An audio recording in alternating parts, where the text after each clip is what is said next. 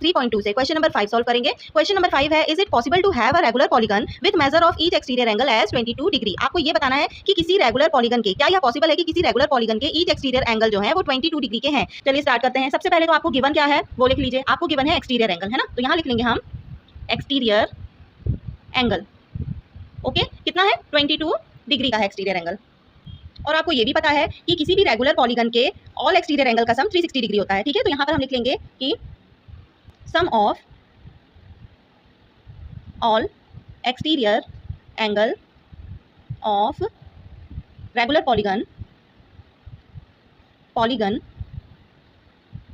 Is equal to 360 degree. ठीक है, अब हमें निकालना क्या है? Number of sides. तो यहाँ लिख लेंगे number of sides.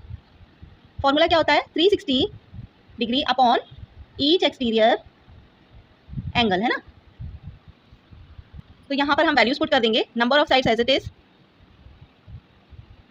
Equal to 360 degree upon में ईच एक्सटीरियर एंगल कितने कितने डिग्री के हैं? 22 डिग्री के। ठीक है, ये आपको प्रूव करना है, तो 22 डिग्री। अब 16.3 अप्रॉक्स, ठीक है, समथिंग इतना आ रहा है। ठीक है, लेकिन हमें पॉइंट में तो चाहिए नहीं, क्योंकि नंबर ऑफ साइड्स कैसी होती हैं? पॉइंट में थोड़ी होती हैं। तो यहाँ पर हम लिख देंगे कि नो, क्योंकि ये पॉसिबल ही नहीं है।